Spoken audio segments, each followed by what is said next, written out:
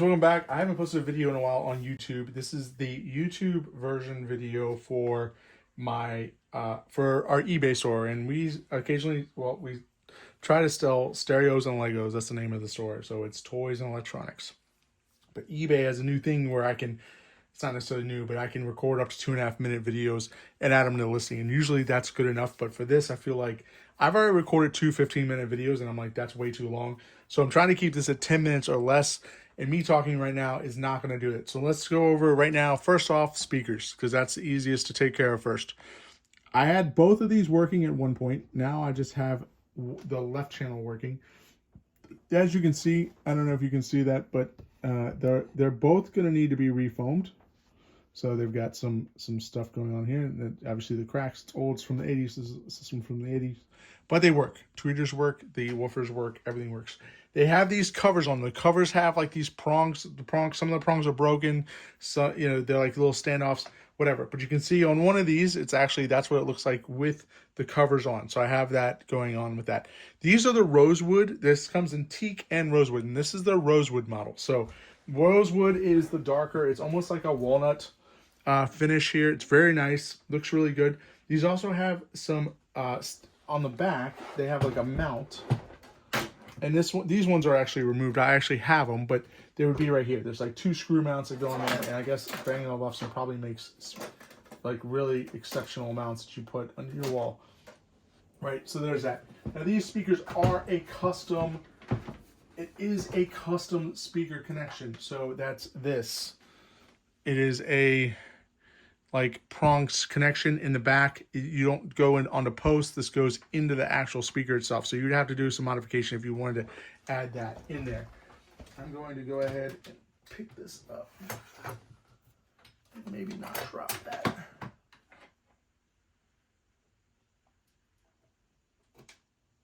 All right, that's that, and that's that. In the back, we're gonna go ahead and plug this in since I'm already here.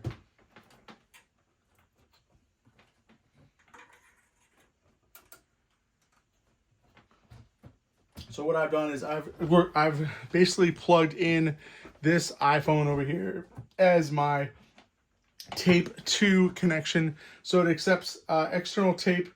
And there's another connection in the back. I'm not sure what it is. It doesn't tell you what those connections are, but it has two side-by-side RCAs. So I assume that that is a tape record and play in, record out. So let's look at the top of this. Now we're on this unit here.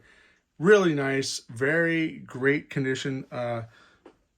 English sucks, but you got this smoked lid here, really nice. This is the record player here, and then you've got the like the command center here, and there's like an LCD here. Now there should be like a volume meter here, and that's not working, so there's that.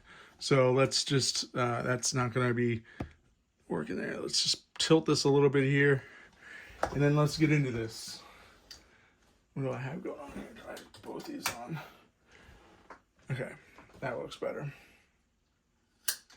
So turn that one off. Now I don't have so much glare. Okay, we're good to go. Let's open up this. This is the Beocenter 7700. There's a nice light inside there.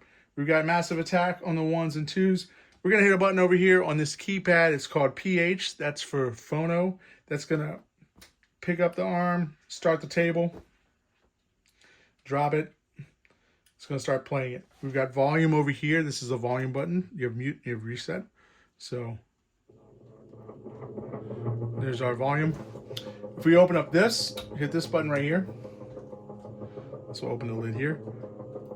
I've got my balance. If I go to my right, we've got nothing. So I'm not really sure what happened there.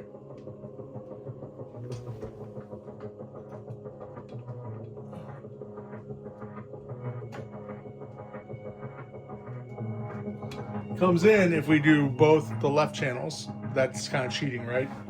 So the right channel on this needs to be looked at. I might open it up and deox it. We'll see what happens. Don't want to go there. So this is playing. This has got some cool things going on with it. I'm going to stop it because I'll get the copyright violation on here. I mean, I'm going to get it anyways. It happens anyways. So we stopped it. It pulls the tone arm off, right? Great. We're going to take this off so I can just show you this.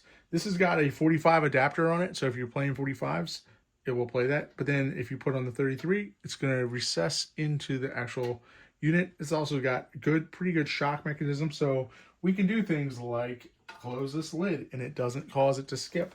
Let's start it up again. And there's also a turn button. So if you need to clean your record, which I've already done in previous videos. So, because I've filmed this like for the 6th time. So I've already cleaned the record here, but that's what I would use that turn button for, so I could clean the record. Or maybe I wanted to get it to, I don't know. That's how I'd use it. So we're gonna hit Phono again. It's gonna start that up. And then I'm gonna close all these lids so you can see what I'm talking about. Drop it down, drop it like it's hot. There's a counterbalance that you can adjust in the back there.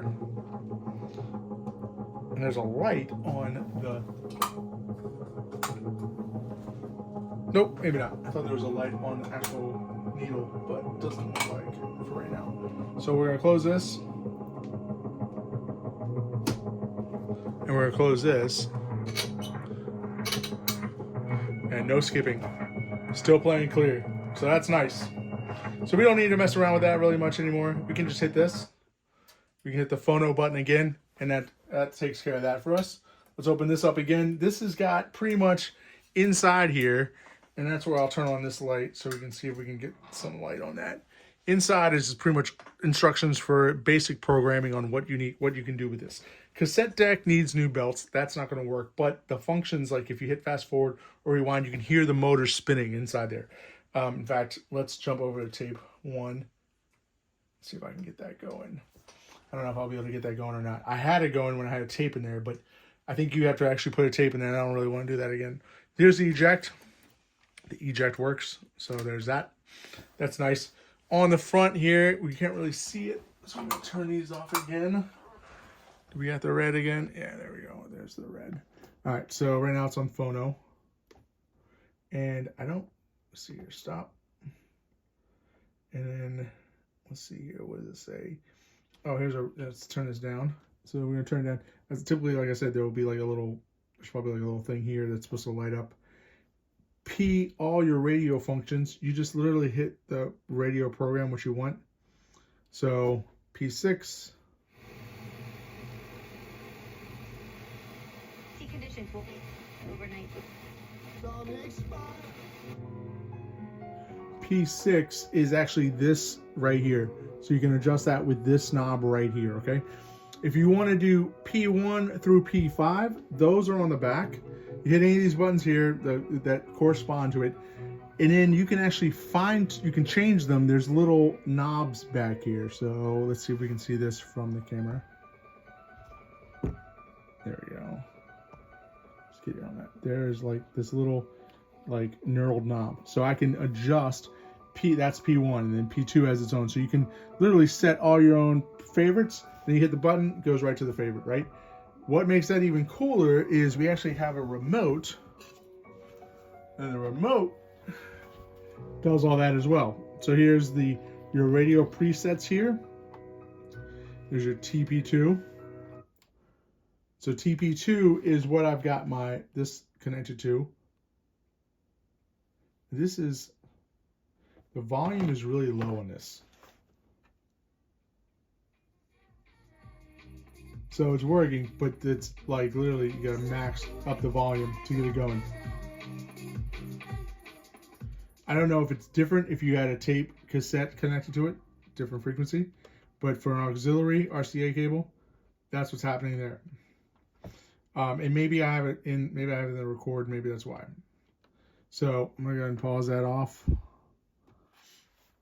And we go back to TP1. Or we'll just go back to Phono. We go back to Phono and see the pH. So it's playing there from that. I'm gonna hit stop. Or return. Or I'm gonna just go to P1. Relieving pain and keep So that's the radio. Try them for yourself. I'm just learning how to use this for myself. So P1 is the radio. P2, also a radio station. So we can adjust that here. There's that knob. Because love deserves something truly memorable. If it's stereo, it's going to show up right here, and there's going to be a little green FM stereo. Only once a year, so don't keep it waiting until next year. I love you too. Visit Mervis, your destination for love's most unforgettable Okay. moments. But hurry, Valentine. Let's mute that. I don't really need to listen to Mervis. So you've got some options here. You can do the volume. Call 800 for love. Nobody pays retail anymore. See the little green button on there? So that works. So we got a mic. The mic works on, it says it right here.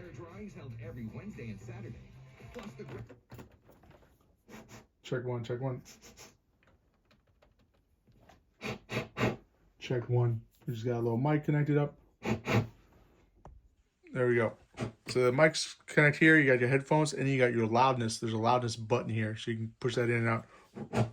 So we're gonna take that down so it's not super loud. And you're done entertaining. Let's go back to P6. Hi, Fred. Everything was all good just a week ago. 94.7 The Drive Fast. Loudness. Continue to see the snow fall. Be careful if you're driving 95 northbound near Quantico. Accident there. Traffic. And yeah, Shoulder. that's that. Report brought to you by Prince. Go back to TP2. Like I said, I must have it plugged in the wrong port in the back.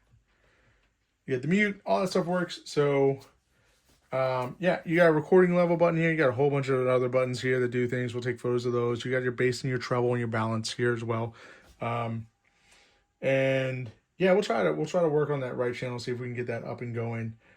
For right now, it doesn't really make sense to try to troubleshoot that. But yeah, that's your Bang & Olufsen Beocenter 7700. I hope this kind of helps you guys understand how this works, what to look for in these. If you don't buy mine, at least you know what should be working and how it should look when you get one. And if you're looking to kind of troubleshoot them, or you're trying to figure out how they work, maybe this video would help you. If you liked it, if it helped you, hit the thumbs up. If you want to leave a comment, I try to respond to all the comments that I can. I don't catch them all the time. Sometimes it takes me a week, but I usually try to get to them as soon as I can. And then also, if you have any tips or tricks of what you can do to get things working on this, or things that you've tried that have worked for you, make sure you leave that too, because I think that really helps the community. So, and again, thanks for watching, guys, and I'll see you soon.